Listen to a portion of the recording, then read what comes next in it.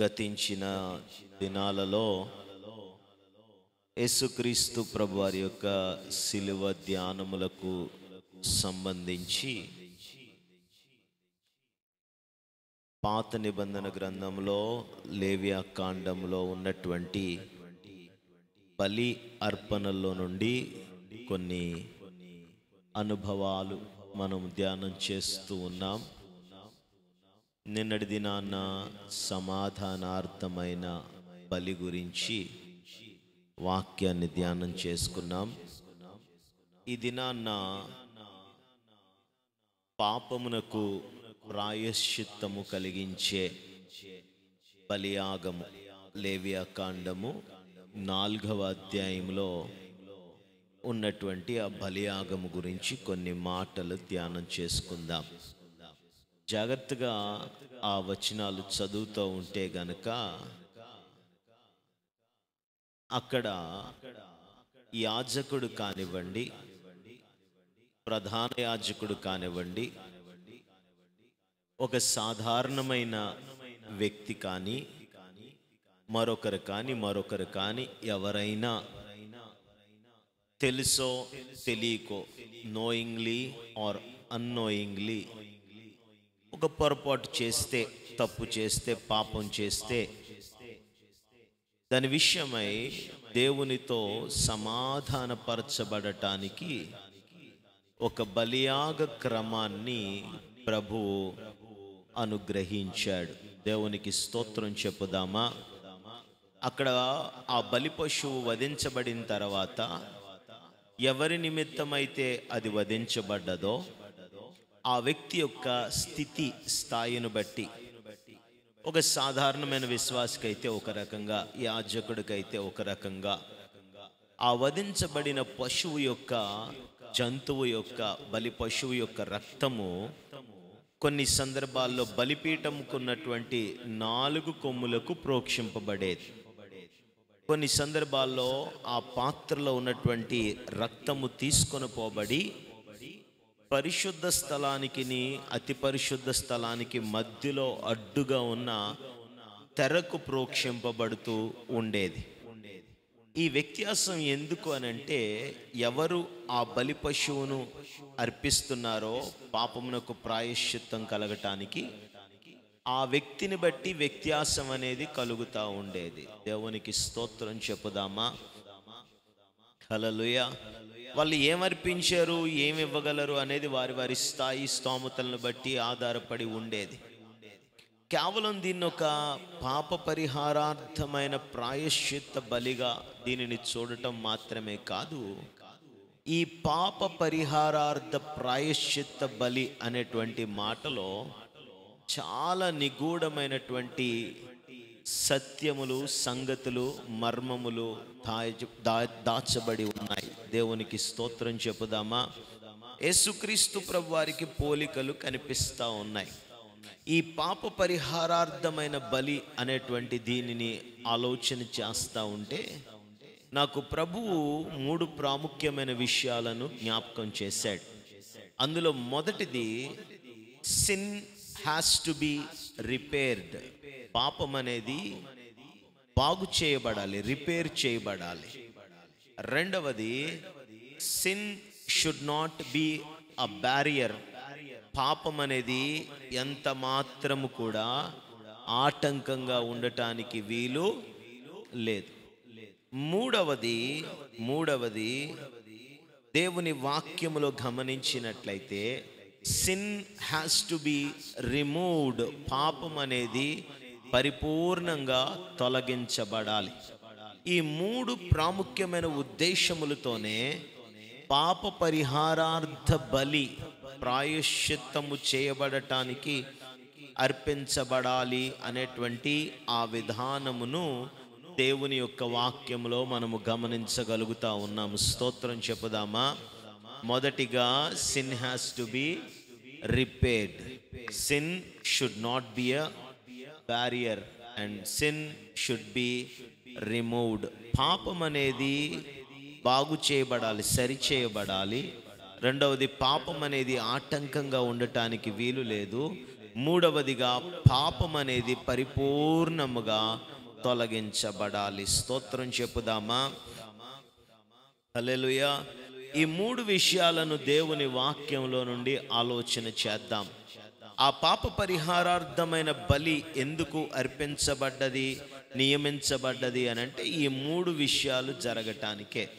మొదటిగా sin has to B repaired. పాపం అనేది బాగు చేయబడాలి, సరిదిద్దబడాలి అనేటువంటి అనుభవం కోసమే ఈ బలియాగం అనేది నియమించబడ్డది. పాపం అనేది బాగు చేయబడకపోతే గనక అది కంటిన్యూస్గా ఆటంకము లేకుండా దైవికమైన దేవుని యొక్క క్రమమును అది పాడు చేస్తూనే ఉంటుంది. స్తోత్రం చెప్పుదామా? అయితే పాపము గురించి మానవుడు పశ్చాత్తాపపడగలడు, కానీ తన పాపమును తాను బాగు చేసుకోలేడు. అందుకనే యేసు ప్రభువు వారు అన్నారు, నేను ఆరోగ్యంగా ఉన్నవాని కోసం రాలేదు, జబ్బు గలవాడికి వైద్యుడిగా నేను వచ్చాను అని ఆయన అన్నాడు. దేవునికి స్తోత్రం చెప్పుదామా? ఇది తప్పు ప్రభువా, ఈ విషయంలో నేను పొరపాటు చేశాను, దయతో నన్ను క్షమించు అని మానవుడు అడగగలడు, కానీ పాపం వలన కలిగిన డ్యామేజ్ని, నష్టాన్ని మాత్రం మానవుడు బాగు చేయలేడు. అందుకనే ఆ డ్యామేజ్ని, నష్టమును బాగు చేయటానికి యేసుక్రీస్తు ప్రభువారు ఈ లోకంలోనికి పంపించబడ్డారు. దేవునికి స్తోత్రం చెప్పుదామా? జాగ్రత్తగా మీకు అర్థమవటానికి ఈ విషయం చెప్తున్నాను. ఈ మధ్యన రోడ్స్ వేస్తున్నప్పుడు మన ప్రాంతంలో రిబ్బన్స్ కట్టి అడ్డుగా కొన్ని ప్లాస్టిక్ గొట్టాలు లాంటివి పెట్టి ట్రాఫిక్ని డైవర్ట్ చేశారు. సరే, వేగంగా వస్తున్నాం, చూసుకోలేదు. ఆ రావద్దు అని చెప్పినటువంటి ప్రాంతంలోనికి మనం ఎంటర్ అయిపోయాం. అక్కడ పని చేస్తున్నటువంటి ఒక వ్యక్తిని మనం పొరపాటునే గుద్దేశాం మన వాహనంతో. హల్లెలూయా. అక్కడ అయ్యో తప్పు జరిగిపోయిందే అని మనకు అనిపించినా కానీ మళ్ళా వెనక్కొచ్చి మన దారిని సరి చేసుకోకుండా అదే దారిలో మనం వెళుతూ ఇంకొంతమందిని గుద్ది చంపేశాం అనుకుందాం. హల్లెలూయా. తప్పు జరిగిపోయిందే అని పశ్చాత్తాపపడగలిగాము, కానీ జరిగిన నష్టాన్ని మనం పూడ్చగలమా? ఆ డ్యామేజ్ని మనం రిపేర్ చేయగలమా?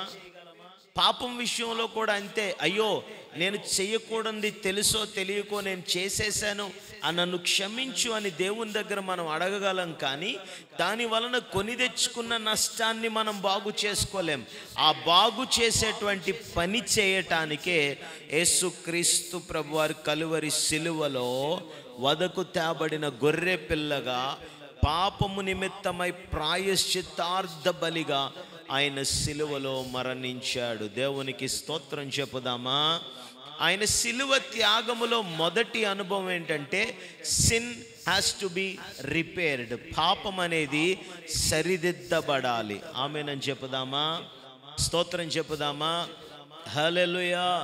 ఆ మధ్య కాలంలో జరిగినటువంటి లాస్ట్ నవంబర్లో జరిగినటువంటి కార్ యాక్సిడెంట్, బండికి డ్యామేజ్ అయింది, కానీ నాకు కానీ బండిలో ఉన్న వాళ్ళు ఎవరికి కానీ ఏ అపాయము, ప్రమాదం, డ్యామేజ్ జరగటానికి దేవుడు అనుమతించలేదు.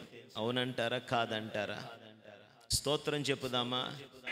ఆ బండి డ్యామేజ్ అయిన బండి రిపేర్కి పెట్టిన డబ్బుతో ఇంకో బండే కొనొచ్చు, ఇంకో కారే కొనొచ్చు.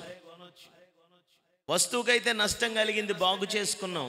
ఏ ప్రాణానికైనా నష్టం కలిగితే బాగు చేయగలమా మనం? దాన్ని పోయిన ప్రాణాన్ని తిరిగి తేగలమా? అది డ్యామేజ్ అంటే. దేవునికి స్తోత్రం చెప్పుదామా? ఎవరో కొందరు అన్నారు, మన ఉసిరు తగిలింది, మన ఏడుపు తగిలింది, గట్టిగా తగిలింది, అప్పటికే తింటున్నారు, మొదలైంది వాళ్ళకి బ్యాటింగ్ అన్నారు. ఏమైంది? ఒక వెంట్రుక కూడా దేవుడు నేలను రాలనివ్వలేదు. అంత కేర్ఫుల్గా కాపాడుకున్నాడు. స్తోత్రం చెప్పండి. మామూలు దెబ్బ, డ్రైవర్ సీట్ ఇరిగిపోయింది, స్టీరింగ్ బెండ్ అయిపోయింది. ఎంత ఘోరమైన నష్టం. 3-4 నెలలు బండి షెడ్లోనే ఉండిపోయింది, బయటికి రాకుండా. దాని పార్ట్స్ రప్పించడానికే టైం పట్టింది. అవునంటారా? కాదంటారా? అది డ్యామేజ్. స్తోత్రం చెప్పుదామా? ఆ తర్వాత కాలంలో ఒక దైవ సేవకుడు ప్రార్థన చేస్తూను ఒక ప్రవక్త చెప్పాడు కదా, ఆ రోజు ఆయనకి విషయమే తెలియదు, ఆ రోజు అమావాస్య నిన్ను తీసే ప్రయత్నాలు చేశారు అని చెప్పి. సరే, ఏదైతే అది అయింది. కానీ నేను చెప్పే విషయం ఏంటంటే, నష్టాన్ని ఎవ్వరు కూడా పోడ్చలేరు. స్తోత్రం చెప్పుదామా? హల్లెలూయా. పైపెచ్చు పాపం యొక్క నష్టము బహుఘోరమైనది, చాలా విస్తారమైనది. అయ్యో, నా వలన తప్పు జరిగింది అని చెప్పటం ఈజీయే, పశ్చాత్తాపపడటం సులభమే. కానీ జరిగిపోయిన తప్పును రిపేర్ చేసుకోవటం మాత్రము చాలా కష్టం. అది మానవుల వలన సాధ్యము కానే కాదు. దేవునికి స్తోత్రం చెప్పుదామా? హల్లెలూయా, హల్లెలూయా. యేసుక్రీస్తు ప్రభువారు పాప పరిహారార్థమైన బలిగా సిలువ బలిపీఠము మీద ఆయన మరణించడానికి గల కారణం ఏంటంటే, మనము చేసుకున్న నష్టమును రిపేర్ చేసి మనము ఏ స్థితి నుండి పడిపోయామో మరలా అదే స్థితిలో మనల్ని నిలబెట్టటానికని ఆయన బలియాగమైపోయాడు. దేవునికి స్తోత్రం చెప్పండి. ఏ స్థితి నుండి పడిపోయామో ఆ స్థితిలో నిలబెడతాడు. కానీ ఆ స్థితిలో నిలబెడతాడు కానీ నువ్వు అనుకున్నట్టుగా కాదు, ఆయన ఉద్దేశించినట్లుగా నిలబెడతాడు. ఆమేనని చెప్పుదామా? హల్లెలూయా. సో తప్పు జరిగింది అనే పశ్చాత్తాపం మనలో రావటం ఈజీయే, కానీ దాన్ని రిపేర్ చేసుకోవటం చాలా కష్టం. ఒకసారి దావీదు రాజు యొక్క జీవితాన్ని మనము గమనించినట్లయితే గనక, తన జీవితంలో కూడా ఒక యాక్సిడెంట్ జరిగిపోయింది, ఒక ప్రమాదం జరిగిపోయింది. తెలిసి చేశాడో తెలియక చేశాడో తను ఒక ఘోరమైన తప్పు చేశాడు. స్తోత్రం చెప్పుదామా? ఆ విషయంలో వెంటనే దేవుడు తీర్పు తీర్చువాడిగా మారిపోయి దావీదును శిక్షించలేదు. దానిలో నుండి ప్రభువు మనకు ఒక పాఠాన్ని నేర్పిస్తున్నాడు.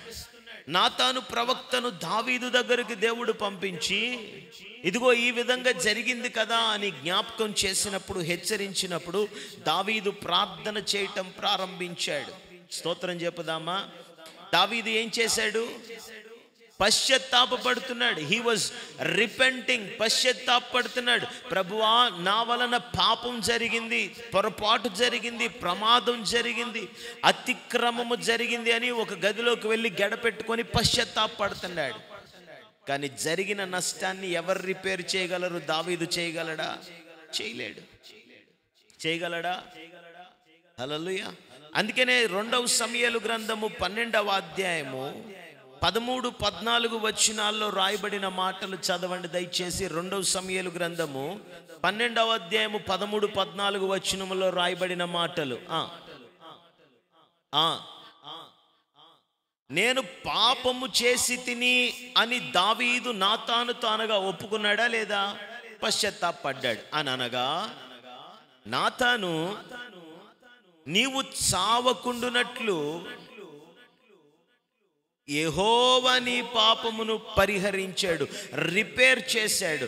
దాని డ్యామేజ్ని, దాని నష్టాన్ని ప్రభువు బాగు చేశాడు, పరిహరించాడు. అంటే నువ్వు చేసిన పొరపాటు సంపూర్ణంగా పరిష్కరించబడ్డది. ఎవరు చేశారా పని? దావీదు చేసుకోగలిగాడే సొంతగా? పశ్చాత్తాప ప్రార్థన అయితే దావీదు చేయగలిగాడు, కానీ పరిహారం మాత్రం ఎవరు చేయాలి?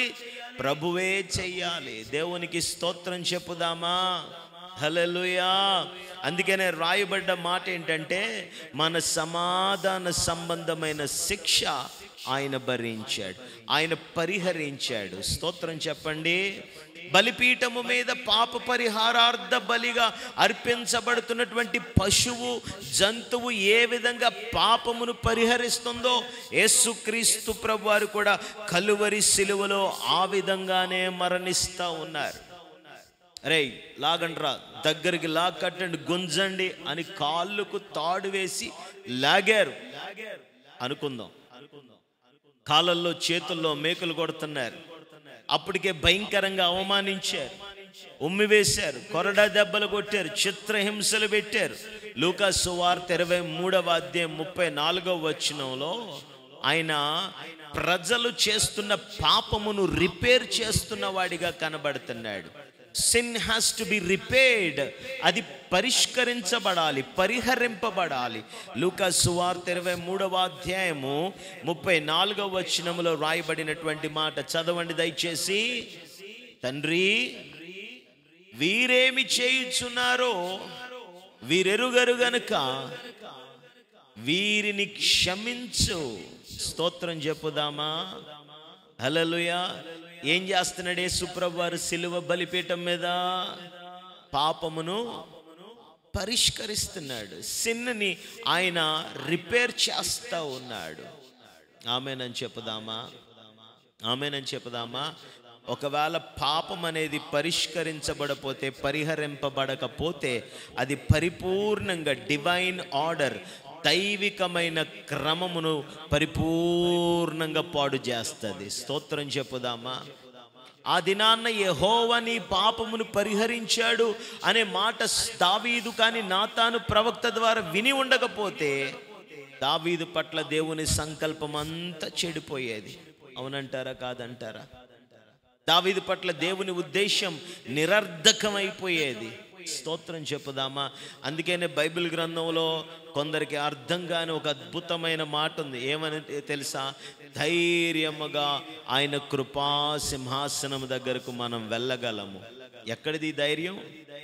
నీతిమంతులమనా, పరిశుద్ధులమనా, యథార్థవంతులమనా, మనదంటూ ఏదైనా ఉందనా? కాదు.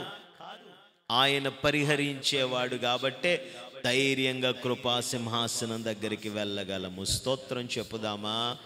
నేను అంటాను, యేసుక్రీస్తు ప్రభు వారి యొక్క సిలువను మనము ధ్యానం చేస్తున్న ఈ దినాలలో we need to look back into our hearts. మన హృదయాలలోనికి మనము తొంగి చూసి మన అంతరంగములో, మన మనస్సాక్షిలో ఇంకా రిపేర్ అవ్వకుండా, సరిదిద్దబడకుండా, సరిచేయబడకుండా, పరిష్కరింపబడకుండా మిగిలిపోయిన పాపములు ఏవైనా ఉన్నాయేమో మనము పరిష్కరించుకోవటానికి వాటిని ప్రభు ఎదుట పెట్టాలి. స్తోత్రం చెప్పుదామా?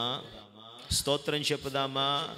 అందుకనే దావీదు భక్తుడు ప్రభు ఎదుట ప్రార్థన చేస్తా అంటాడు, నా హృదయమును, నా అంతరంగమును పరిశోధించి నువ్వు తెలుసుకొని నీకు అయిష్టమైంది ఏదైనా ఉంటే గనక, స్తోత్రం, నాకు తెలిసినంత మట్టుకు నేను పశ్చాత్తాపడ్డాను, నిన్ను బాగు చేయమని నీ పాదాల చెంత చేరాను, నేను మరిచిపోయినవి ఏమైనా ఉంటే గనక అవి కూడా నువ్వు సరిదిద్దు, పరిష్కరించు అని అడుగుతా ఉన్నాడు. స్తోత్రం చెప్పుదామా? కాలం, లోకం ఎలా ఉందంటే ఎవరికి వాళ్ళే నీతిమంతులుగా ఫీల్ అవుతున్న రోజులు ఇవి, కాదంటారా? ఎవరికి వాళ్ళే పరిశుద్ధులుగా ఫీల్ అవుతున్నారు. మనం దేవుని త్రాసులో నిలబడతామనే సంగతి మర్చిపోయి, నా వరకైతే, నా మట్టుకైతే నేను చేసింది, నేను పడింది, నేను అనుభవిస్తుంది, లేకపోతే ఈ విధంగా ఉండటం, చేయటం ఇదంతా కరెక్టే అనే భావన, ఇదే మనస్తత్వంతో ప్రజలు బ్రతుకుతున్నారు. కానీ విశ్వాసులైన, సేవకులైన, క్రైస్తవులైన ఏనాటికనాడు దేవుని బలిపీఠం దగ్గర సిలువ చెంత చేరి అన్రిసాల్వ్డ్, అన్రిపేర్డ్ సిన్స్ అండ్ ట్రాన్స్గ్రెషన్స్, పాపములు, అతిక్రమములు ఏవైనా ఉన్నాయా అని పరీక్షించుకునేటువంటి స్థితి అయితే ప్రజల్లో రావటం లేదు. స్తోత్రం చెప్పుదామా? హల్లెలూయా. చాలా బాగా అవ్వాల్సిన విషయం ఏంటంటే, పాపమునకు పశ్చాత్తాపం పడితే సరిపోదు, పాపము నిమిత్తమై క్షమాపణ కోరితే సరిపోదు, ఆ పాపము రిపేర్ చేయబడాలి, పరిపూర్ణంగా పరిష్కరించబడాలి. అందుకనే యెషయా గ్రంథము 1వ అధ్యాయము 18వ వచనము చదవండి దయచేసి. ఒక అద్భుతమైన పిలుపుతో ప్రభువు పిలుస్తూ ఉన్నాడు. 1వ అధ్యాయము 18వ వచనం యెషయా గ్రంథంలో, యెహోవా ఈ మాట సెలవిచ్చుచున్నాడు,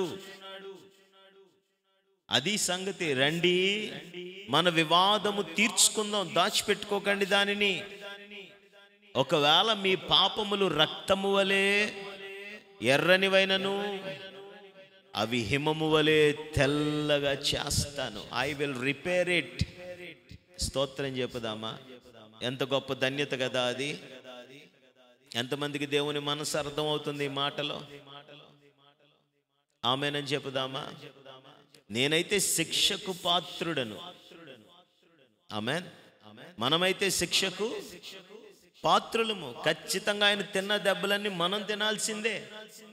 ఆయన మోము మీద ఊసిన ఉమ్ము మన మోము మీద పడాలి. ఆయన గడ్డం పెరగబడ్డ చోట మనము అవమానపరచబడాలి.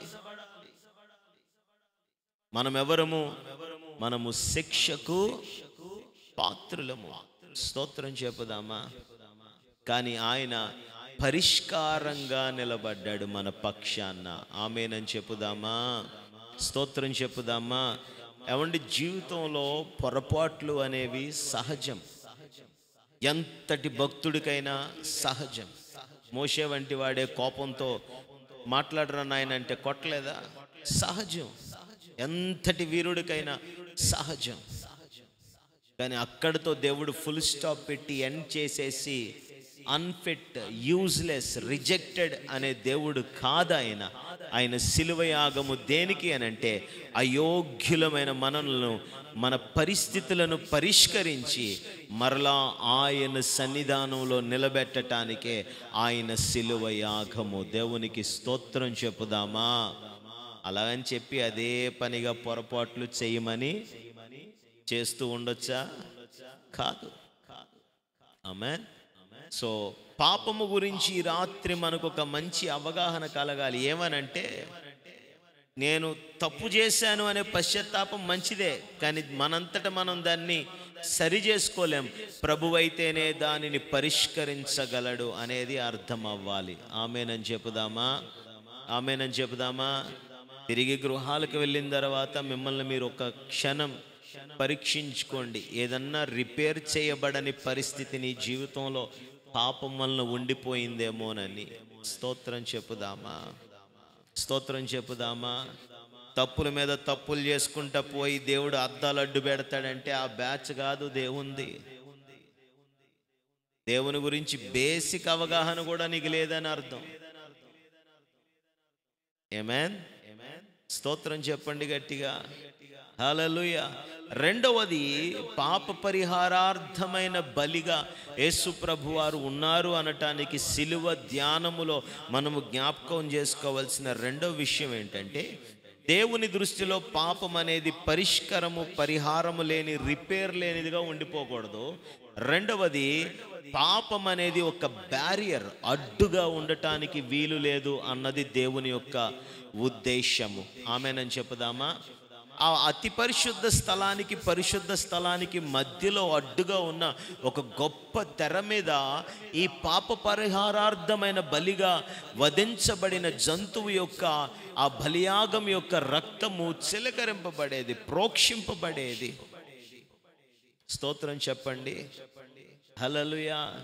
అంటే పాత నిబంధన గ్రంథంలో దేవుడు చెప్పినటువంటి క్రమములోనే ఈ అడ్డు తెరను తొలగించాలని దేవుడు ఆశపడుతున్నాడనే ఆయన హృదయ తత్వాన్ని మనము గమనించాలి. దేవునికి స్తోత్రం చెప్పండి.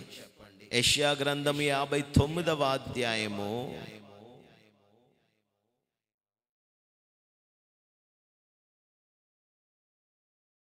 2వ వచనంలో రాయబడిన మాటను మనము గమనించినట్లయితే, మీ పాపములు ఆయన ముఖం కనబడకుండా చేస్తున్నాయి గనక, స్తోత్రం చెప్పుదామా? ఏదో అడ్డుపడుతుంది. నీకు దేవునికి మధ్యన ఉండే ఆ కనెక్షన్, సంబంధము నిలబడకుండా ఏదో అడ్డుపడుతుంది. ఆ ఏదో అనేదే పాపం. అది ఆటంకంగా ఉండటం దేవునికి ఎంత మాత్రము కూడా ఇష్టము లేదు. స్తోత్రం చెప్పండి. స్తోత్రం చెప్పండి.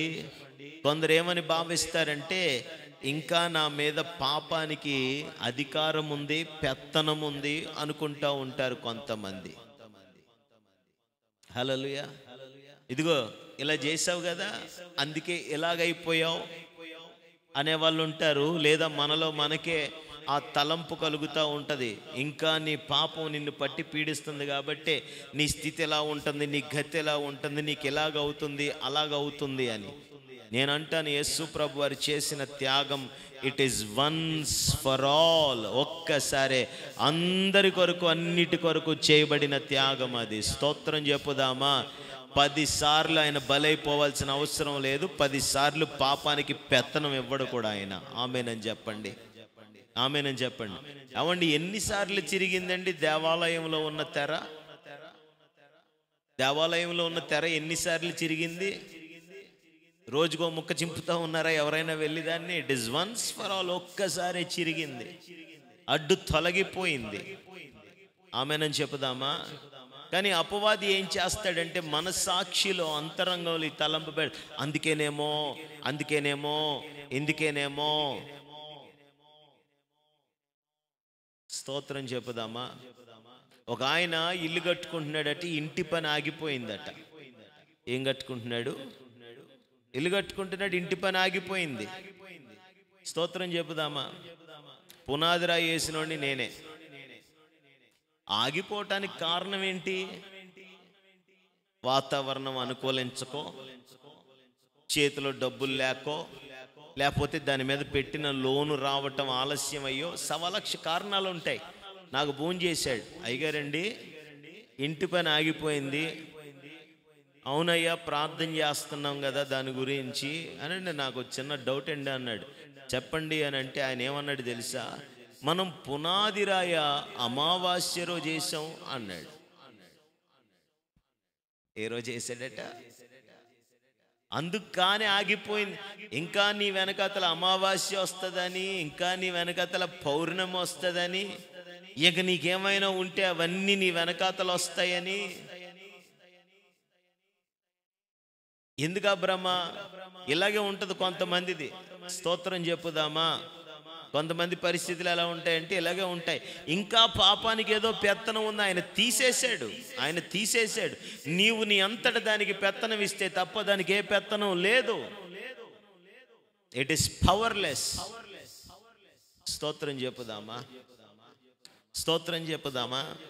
అది అడ్డుగా ఉండటానికి ఆయన దానికి అవకాశం ఇవ్వలేదు. ఒక చిన్న ఎగ్జాంపుల్ జ్ఞాపకం చేస్తాను. యేసుక్రీస్తు ప్రభువారితో పాటు కలువరి శిలువలో వేలాడుతున్నటువంటి ఆ 2 దొంగల్లో ఒకడు, లూకాసు సువార్త 23:43లో ఉన్న మాట, ఒకడేమో చాలా తలపొగరుగా మాట్లాడుతూ ఉన్నాడు. కొంతమందికి అదేంటో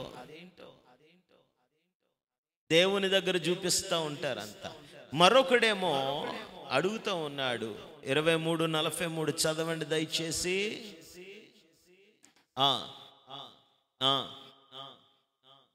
అయ్యా, నీ రాజ్యములో నన్ను జ్ఞాపకం చేసుకో అని ఒకడు అడిగితే, అంతకు ముందు వాడు ఏం మాట్లాడుతున్నాడు? ఆయనలో అయితే ఏ తప్పు లేదురా, మనకైతే ఇది తగినదే, న్యాయమే, వి హ్యావ్ సిన్డ్ అని అంటూ వాడు అక్కడ ఆగిపోయాడా? నేను పాపిని కదా, నీ రాజ్యంలోనికి రాలేనులే. నేను పాపిని కదా, నిన్ను ప్రభు అని పిలవలేనులే. నేను పాపిని కదా, నిన్ను తండ్రి అని అనలేను, రాజా అని అనలేను అని ఆగిపోయాడా? వాడు అడుగుతున్నాడు, నీ రాజ్యంలో నన్ను జ్ఞాపకం చేసుకో అని అడిగితే వాడికి యేసు ప్రభు చెప్పిన సమాధానం ఏం చెప్పాడు? ఉందా మీ బైబిల్లో ఆ మాట? నిశ్చయముగా అనే మాట ఉందా? డౌట్ ఏమన్నా ఉందా? చెప్పండి. దీనికి ఇలా చేస్తే తప్ప నీ పాపం పోదు అనేది ఏమన్నా చెప్పాడా?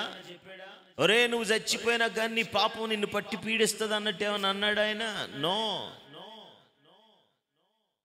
నిశ్చయముగా నేడు నీవు నాతో కూడా పరదేశులో ఉంటావు. స్తోత్రం చెప్పుదామా?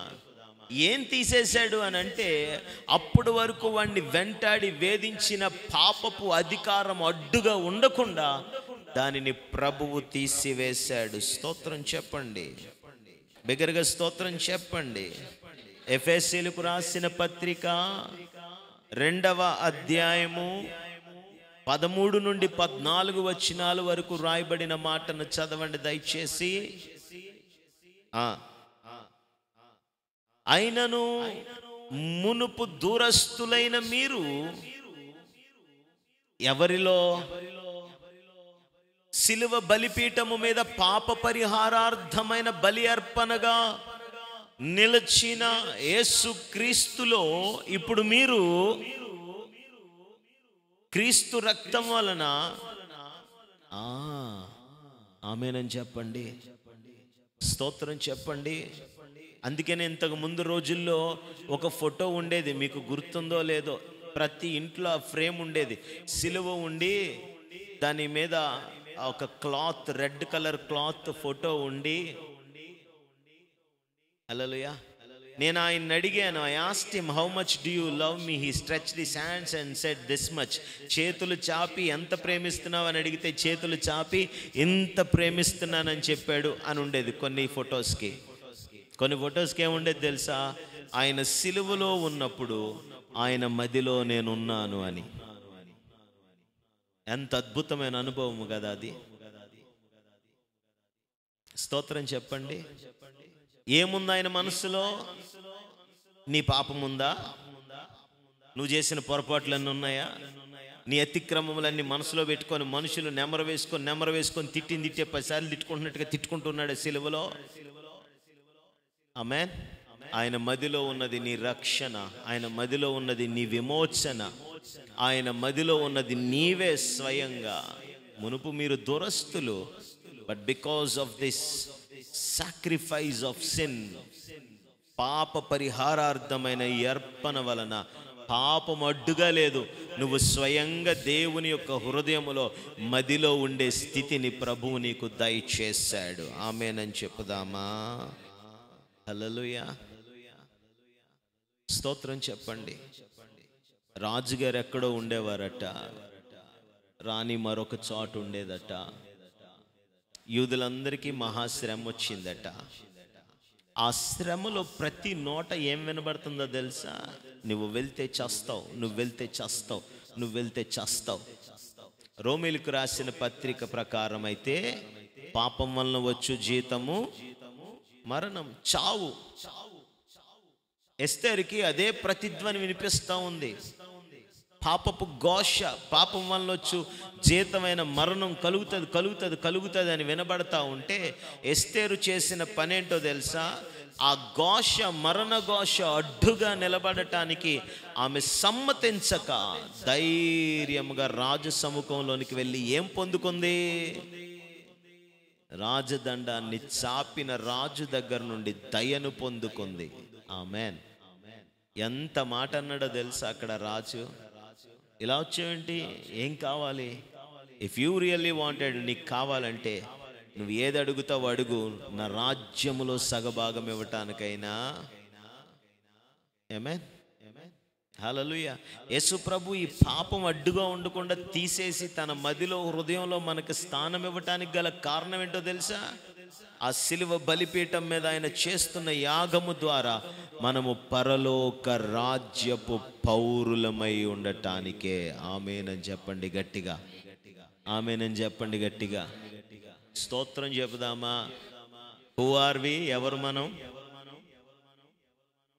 పాపపు సంఖ్యలతో కట్టబడి ప్రతిదానికి చీటికి మాటికి పాపం కాలడ్డు పెట్టే రకం కాదు మనం. దాని కాలెరగొట్టాడు దేవుడు. స్తోత్రం చెబుదామా? ఆ పాప బ్యారియర్, ఆటంకాన్ని ప్రభువు తీసివేశాడు బలిపీఠం మీద. ఆమేన్.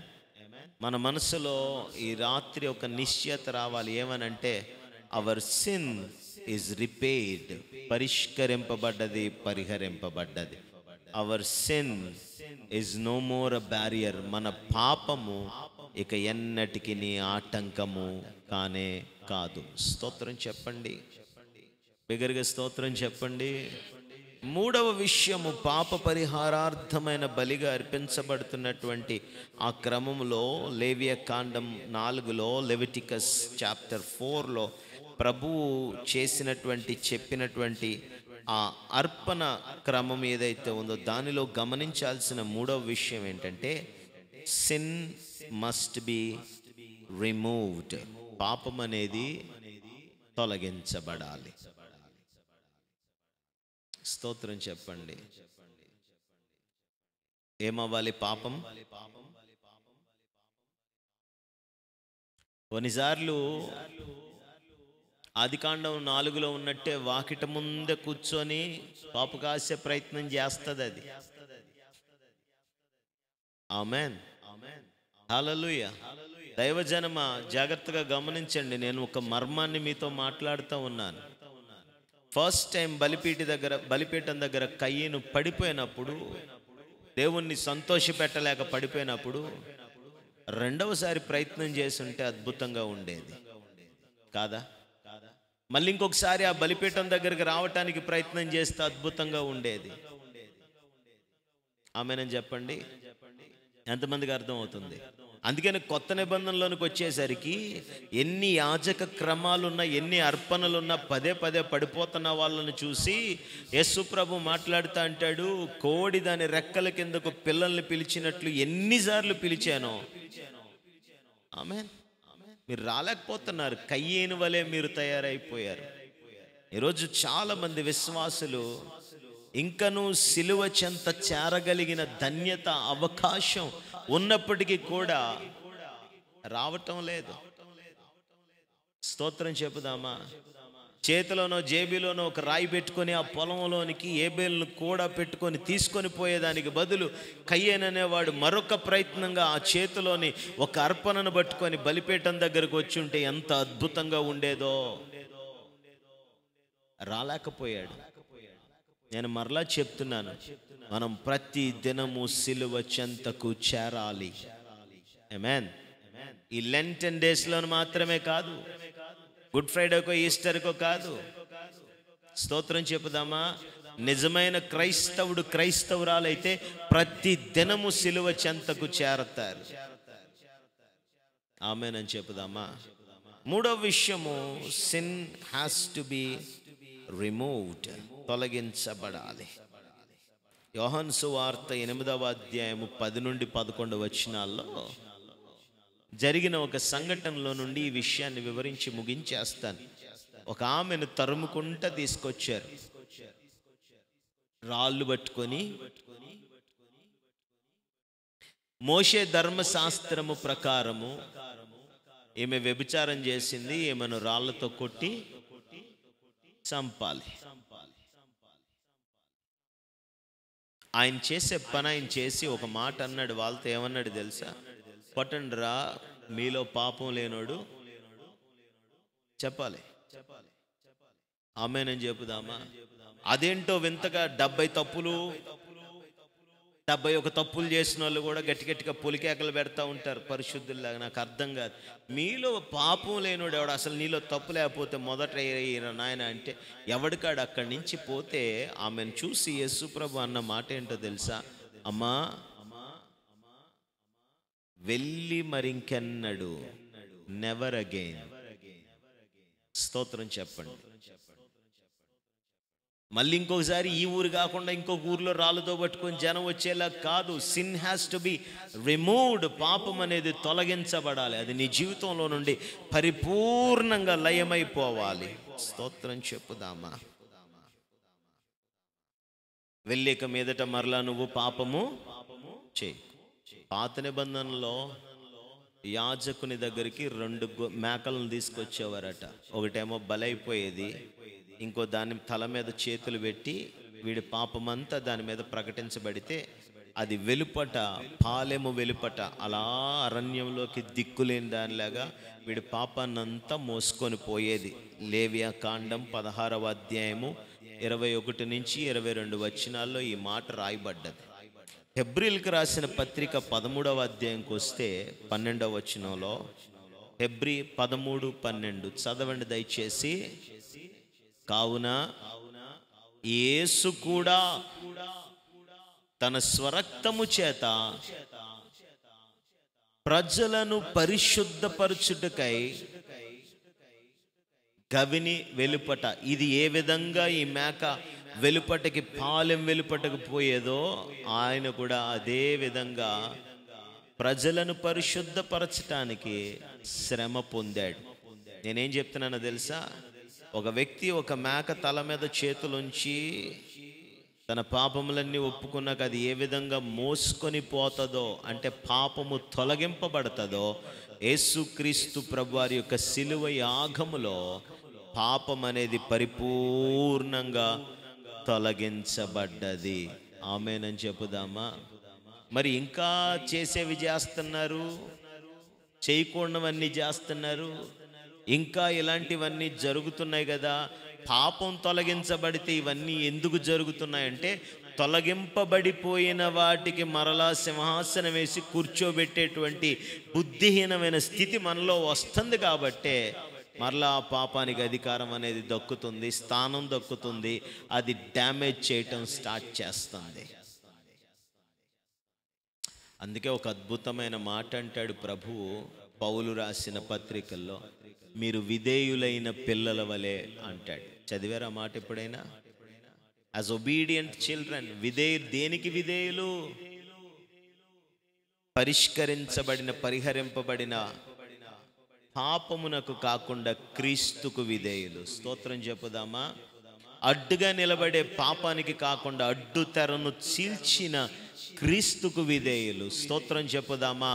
పదే పదే మొలకెత్తి మహావృక్షమైపోయే పాపానికి కాకుండా దాన్ని సమూలముగా నిర్మూలపరిచిన క్రీస్తుకు విధేయులై ఉండాలి.